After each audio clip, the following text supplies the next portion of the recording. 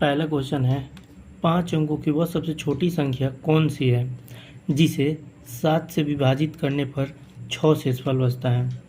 तो 5 अंकों की सबसे छोटी संख्या तो ये हो जाएगा 1 2 3 4 5, 1 2 3 4 5 ये 7 से विभाजित करने पर, 7 से विभाजित करते हैं, 7 एक मर्ज में 30, 7 चौक 28, 2 फिर 0, 7 दूनी 14, 6 फिर 0, 7 8 56, 4 0, 6 7 छक 42, 7 5 35,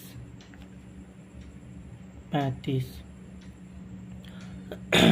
तो 14 नहीं,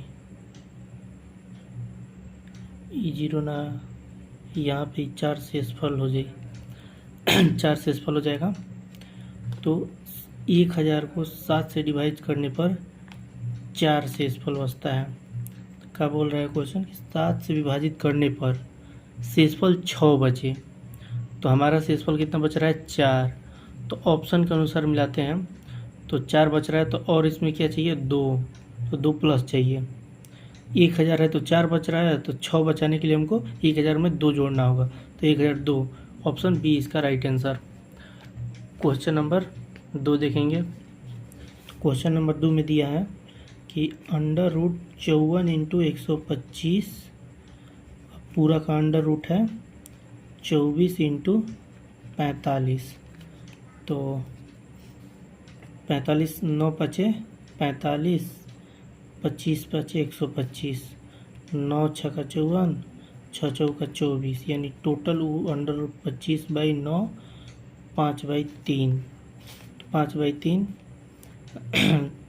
तो ये हो जाएगा 2.5, ऑप्शन नंबर सी इसका answer, 2.5 option number C. Question number 3 देख लेते हैं दोस्तों।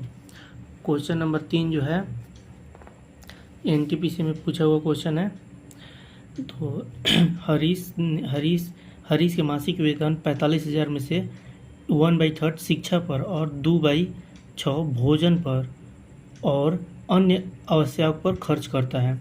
शेष वेतन की बचत वो करता है, तो बचत की गई राशि ज्ञात करना है। तो पहले क्या करा है, हरीश का मासिक वेतन, तो हरीश का मासिक वेतन कितना है दोस्तों, इसमें हरीश का मासिक वेतन जो है, मासिक वेतन वो 45,000 है, और इसमें से क्या कर रहा है, खर्च कितना कर रहा है, तो उसका खर्च हो जाएगा 1/3 प्लस 2/6, 1/3 शिक्षा पे या 2/6 भोजन पे, अन्य आवश्यकताओं पर खर्च होता है। तो शेष वेतन कितना होता है, तो 2/6 में अन है, तो टोटल को जोड़ के करेंगे तो टोटल 2 इसको 1/3 ही आ जाएगा, तो ये 2/3 आ जाएगा। तो टोटल खर्च 2/3 है, तो बचत कितना होगा इसका, तो मान लीजिए कि हरीश अगर एक कमा रहा है और खर्च कितना कर रहा है 2/3, तो बचत कितना होगा। देखिए ये आय खर्च, तो यहाँ पे बचत, तो बचत कितना होगा, 3 कम 3, 3 में से 2 गया 1, 1/3, तो बचत इसका 1/3 होगा। यानी हरीश अगर 3 रुपये कमा रहा है, 2 रुपये खर्च कर रहा है, तो 1 रुपये बचा रहा है। तो शेष बचत की गणना कीजिए, तो 1 रुपये बचा रहा है, तो मासिक वेतन उसका 45,000 है दोस्तों। तो 45,000 का 1/3 बचा रहा है, तो बचत कितना बचा रहा है, तो 1/3 बचा रहा है, तो ये 15 तिया 45, तो 15,000 आंसर, 15,000 आंसर, ऑप्शन सी इसका राइट आंसर। क्वेश्चन नंबर 4 देख लेते हैं। क्वेश्चन नंबर 4 है दोस्तों, सरलीकरण है, एनटीपीसी एग्जाम में पूछा हुआ 28/12/2020 को शिफ्ट 1 में। तो सबसे पहले कोष्टक वाला हल करेंगे कि 6/5 इंटू का मतलब इंटू ये देखिए 1/3 plus 1/2 minus 5/6 into 3/10 plus 6/10 minus 1/6। तो इसको सॉल्व करेंगे तो 5/6 6/5 इंटू 3 दूनी 6 2/6। तो इधर 3 हो जाएगा, 2 इधर 3 3 2 5 5/6 माइनस 5/6 इंटू 9/10 9/10।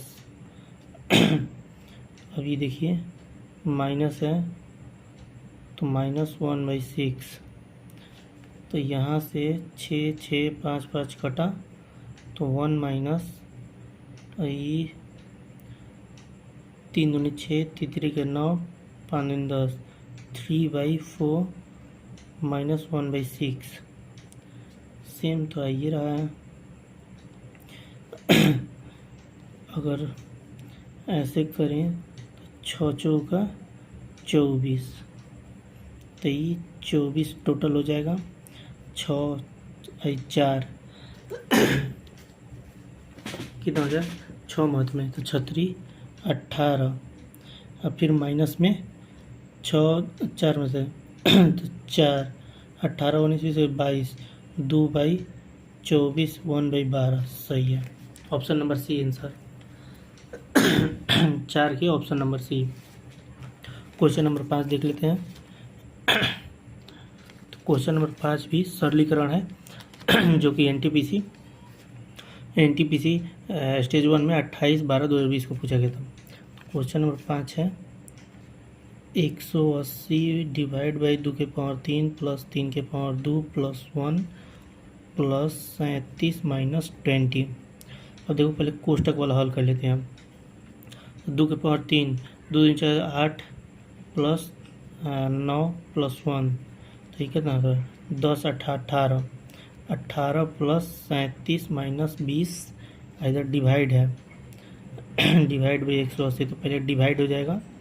तो इधर 10 plus 37 10 plus 37 47 minus 20 27 answer 27 answer option B इसका राइट आंसर। तो क्वेश्चन नंबर 6 देख लेते हैं आप। तो क्वेश्चन नंबर 6 इसका दोस्तों 6 नंबर क्वेश्चन है कि 4 गुने 38 गुने 764 का इकाई अंक क्या होगा। तो इकाई अंक देखिए 6 चौका 24 4 इकाई अंक और 8 चौका 32 2 इकाई अंक 4 दूनी 8 8 इकाई अंक बी 6 का दोस्तों बी आंसर होगा। इकाई अंक 8 होगा। ये तो ऐसा क्या आ गया आंसर। और अब देख लेते हैं 7 नंबर क्वेश्चन।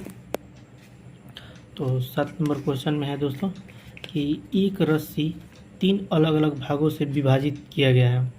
3 अलग अलग भागों से विभाजित किया गया है। तो पहला भाग की पूरी लंबाई 1/5 है, दूसरा भाग पहले भाग का 3/2 है। तो तीसरा भाग रस्सी का कितना अंश होगा। तो रस्सी का तीसरा भाग कितना अंश होगा। तो आइए इसको ज्ञात करते हैं। क्या बोल रहा है कि तीसरा भाग क्या होगा। तो मान लीजिए रस्सी की लंबाई जो है वो 1 मान लेते हैं। अब क्या बोला है कि पहला भाग पूरी लंबाई का यानी 1/5 है। तो मान लीजिए 1 में से 1/5 घटाएंगे, दूसरा भाग 3/, इतना है तो ये प्लस में दूसरा भाग जोड़ लेंगे तो तीसरा भाग रस्सी का कितना अंश होगा। तो इसमें से दोनों घटा लेंगे तो तीसरा भाग मालूम चल जाएगा। तो आइए घटाते हैं। तो इसका 10 हो जाएगा, 2 + 3 5/10 यानी 1/2 1/2। तो 1 - 1/2 इक्वल टू होता है 1/2a। तो इसका बी आंसर हो जाएगा ऑप्शन बी। क्वेश्चन नंबर 8 देख लेते हैं। तो क्वेश्चन नंबर 8 है कि एक मिश्रण में 1/5 भाग अम्ल है, 3/5 भाग अल्कोहल है और शेष कितना बोल रहा है। तो शेष पानी है। यदि मिश्रण की कुल मात्रा 20 लीटर है तो मिश्रण में कितना पानी का है मात्रा है। तो ये दोस्तों सेम वैसा ही क्वेश्चन है जैसे कि ऊपर वाला बना है 7 नंबर क्वेश्चन। तो आइए ये वाला क्वेश्चन देखते हैं। तो मान लीजिए मिश्रण जो है उसमें अम्ल और अल्कोहल की मात्रा देखो इतना भाग अम्ल है और अल्कोहल की मात्रा 3/5 है। तो पानी की मात्रा हमको शेष पानी की मात्रा है, तो अम्ल की मात्रा ये 1/5 और अल्कोहल की मात्रा 3/5 है, तो टोटल 4/5। अम्ल और अल्कोहल की मात्रा टोटल कितना होगी 4/5 है। तो पानी की मात्रा निकल जाएगी, हाँ 1 माइनस इन दोनों की मात्रा को हम माइनस कर लेंगे, तो 4/5 तो कितना हो जाए 5 में से 4 गया 1/5, तो कितना हो गया शेष पानी की मात्रा 1/5। यदि मिश्रण की कुल मात्रा 20 लीटर है, अब मिश्रण की कुल मात्रा 20 लीटर है तो मिश्रण में कितना पानी है, तो देखो मिश्रण में 3 भाग है। देखो ए मान लो कि अम्ल है, बी मान लो कि एल्कोहल है और सी मान लो कि पानी है। तो हमारा अम्ल दिया है 1/5, एल्कोहल 3/5 और हम लोगों ने पानी का निकाला है 1/5 भाग पानी है उसमें। तो टोटल तीनों अल्कोहल कितना है, तीनों अल्कोहल की मात्रा 20 है। अब पूछ रहा है 20 में पानी की मात्रा कितना है, तो टोटल 20 है, हमारा पानी का मात्रा कितना है 1/5, तो टोटल में से 1/5 से गुना कर देंगे तो हमारा निकल के आ जाएगा, मतलब पानी की मात्रा कितना है 20 लीटर में, मिश्रण में कितना पानी है, तो 5 का 20 यानी 4 लीटर पानी है। मतलब समझ में आ गया होगा आप सबको। 463 व्यक्तियों में एक समूह को 4 ऋतुओं में वर्षा, ग्रीष्म, वसंत और शीत में प्रत्येक पसंदीदा ऋतु को वोट देने के लिए कहा गया है। वर्षा ऋतु को 130 वोट मिले, जबकि ग्रीष्म ऋतु को 100 वोट मिले। शीत ऋतु को ग्रीष्म ऋतु से तुलना में 53 वोट अधिक मिले। वसंत ऋतु को 80 वोट मिले। इनमें से कौन सी ऋतु सर्वाधिक व्यक्तियों द्वारा पसंद किया गया। तो ये थोड़ा सा मतलब कि क्वेश्चन ऐसे लैंग्वेज में घुमा दिया है, लेकिन दोस्तों बहुत ही आसान क्वेश्चन है। तो आइए इसको यहीं पे देखते हैं थोड़ा सा। देखिए बोल क्या रहा है ये कि वर्षा ऋतु को वोट देने वाले व्यक्तियों की संख्या कितनी है, तो 130 है वर्षा ऋतु का 130 है। और ग्रीष्म ऋतु का 100 है ग्रीष्म ऋतु का। तो अब इसमें क्या पूछ रहा है कि हमको कह रहे हैं शीत ऋतु को वोट देने वाले व्यक्तियों की संख्या। तो शीत ऋतु में क्या बोल रहा है, तो शीत ऋतु ग्रीष्म ऋतु की तुलना में 153 वोट अधिक है। तो देखो वर्षा 130, शीत ग्रीष्म 100, तो शीत 153, तीनों के वोटों की संख्या 153। तो वसंत ऋतु को वोट देने वाले व्यक्तियों की संख्या कितनी हो जाएगी, वसंत ऋतु को वोट 80 मिले हैं और वसंत ऋतु को वोट 80 मिले हैं। अब यहाँ पे दोस्तों ये हुआ कि इसमें से सबसे ज़्यादा व्यक्ति किसके, तो ये देखो शीत में सबसे ज़्यादा व्यक्ति को वोट मिला है, तो शीतकाल के हैं सी, ऑप्शन सी इसका सही आंसर है। 10 नंबर क्वेश्चन देखते हैं। 10 नंबर क्वेश्चन है कि 250 से 1000 तक के बीच में कितनी संख्या 5, 6, 7 से पूर्ण तरह विभाजित है, जो कि 5, 6, 7 से पूर्ण तरह विभाजित है। तो 250 से लेके 1000 तक की संख्या पूछ रहा है। तो पहले तो कितनी संख्याएं होंगी, तो 1000 में हम 250 से पहले डिवाइड करेंगे, तो जितनी भी संख्या आएगी तो उनमें से हम 5, 6, 7 इसका एलसीएम निकाल लेंगे। तो कितना होगा 5, 6, 7 का एलसीएम, तो 6, 5, 30, 6, 5, 30, 17 के 210। तो दोस्तों जो 250 है पहली संख्या माइनस में पहली संख्या डिवाइड बाई एलसीएम 210 ऐसे कर लेंगे, ये फार्मूला होता है।